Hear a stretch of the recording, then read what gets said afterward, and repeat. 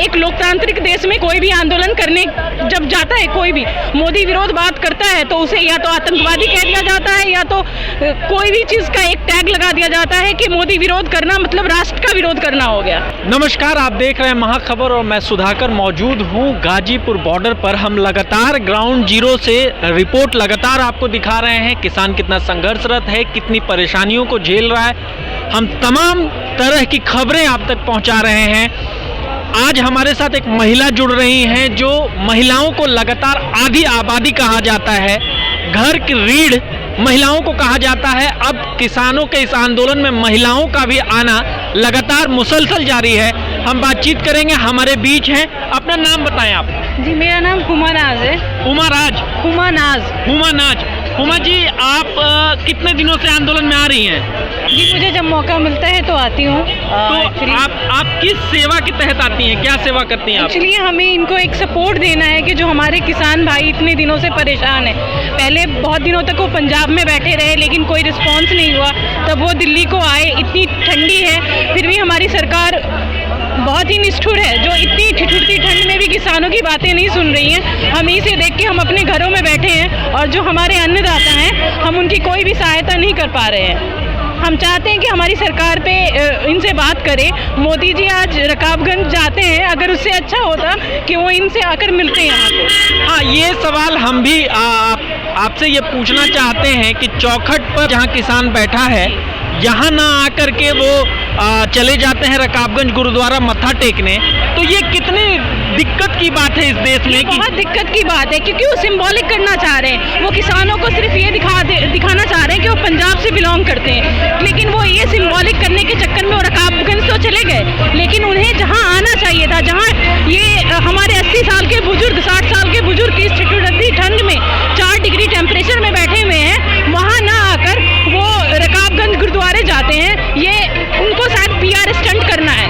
PR stunt तभी भी होता जब वो यहाँ पे आकर इनसे बात करते, तो उससे ज़्यादा एक किसानों की ज़्यादा सेवा होती। अगर किसान से बात करना, इस सरकार की सबसे बड़ी प्रॉब्लम क्या है कि सरकार बात ही नहीं करना चाहती किसी से भी। महिलाओं को देश की आधी आबादी कहा जाता है, आप क्या कहना चाहती हैं बतौर महिला मोदी जी से? बतौर महिला होने के नाते मैं मोदी जी से इतना ही कहना चाहती हूँ कि एक जो कहते हैं कि हमारी सरकार इतनी संवेदनहीन क्यों है। सरकार जनता बनाती है, तो अगर जनता नाराज है, किसान हमारी 70% आज़ादी अगर चाहती है कि उनके जो बिल लाए हैं उसको वापसी ले ले, तो वो उनसे बात क्यों नहीं करती है? सबसे बड़ी प्रॉब्लम यह है कि हम सरकार बात नहीं करना चाहती है। मोदी जी इतने बड़े नहीं है कि वो हमारी जो रीढ़ है कृषि, हम एक कृषि प्रधान देश हैं, तो उन्हें हमारे किसानों से बात करनी चाहिए। ये दिक्कत कहीं ना कहीं इसलिए भी शायद हो रही है कि अभी पंजाब और हरियाणा में चुनाव नहीं है, अभी बंगाल में चुनाव होना है, वहाँ लंगर चखने चले जाते हैं गृह मंत्री और चौखट पर बैठे किसानों से नहीं मिलते। ये कितनी दिक्कत की बात होती है? ये दिक्कत की बात है ही। बीजेपी जो गवर्नमेंट है ये पूरे साल ऐसा लगता है कि चुनावी माहौल में रहती है, जहाँ के किसान और उनका सबसे बड़ा ये है कि वो एरोगेंस बहुत ज़्यादा है। उन्हें ये करना है कि आप करते रहो, हम ये दिखाएंगे, एक दिन की जनता खुद आपसे परेशान हो जाएगी।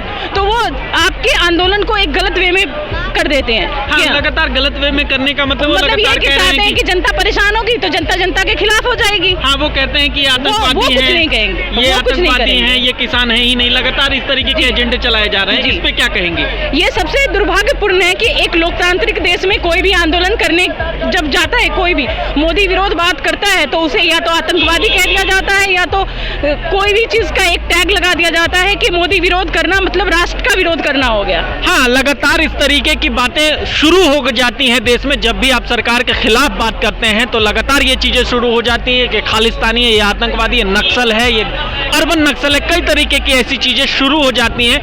अभी हम लोग यहाँ लगातार जुड़ रहे हैं और लगातार हमसे लोग जुड़ रहे हैं जो बता रहे हैं कि ठंड लगातार, मौसम, दिल्ली की सर्दी ऐसे भी फेमस है, 4 डिग्री पारा हो जाता है, 3 डिग्री पारा हो जाता है। ऐसे में किसानों के साथ बहुत सारी समस्याएं आती हैं। आपको नहीं लगता कि इस ठंड में सरकार निष्ठुर है? सरकार को अब झुक जाना चाहिए था, मान जाना चाहिए था? सरकार को लगता है कि अगर वो झुक जाएगी तो मतलब वो आपको नेगेटिव करेगी। बस सरकार झुकने को तैयार ही नहीं। अगर सरकार मान लो किसान चाहता है कि हमें ये आपकी भलाई नहीं चाहिए, आप हमारे लिए भला कर रहे हैं, हमें नहीं चाहिए ये, तो इसमें अगर कोई नहीं चाह रहा तो आप जबरदस्ती क्यों कर रहे हैं? आप उस बिल पे चर्चा तो करें एटलीस्ट। आप ये दिखाते हैं कि हम अपनी बिल से वापसी चाहते ही नहीं है, तो बात किस बात की? जब वो बात ही नहीं करना चाहते तो फिर वो वापसी क्या करने देंगे? लगातार आप देख रहे हैं, ये हम गाजीपुर बॉर्डर में हैं। लगातार युवाओं में बहुत जोश है, बहुत ऊर्जा है। हमारे पीछे भी आप देख सकते हैं, युवा ट्रैक्टर पे लदे हुए हैं और लगातार मोदी विरोधी, लगातार इन 3 कानून जो आए हैं, इन 3 बिलों के खिलाफ लगातार वो धरना प्रदर्शन कर रहे हैं। ऐसा लग रहा है जैसे ठंड से उन्हें कोई फर्क नहीं पड़ता।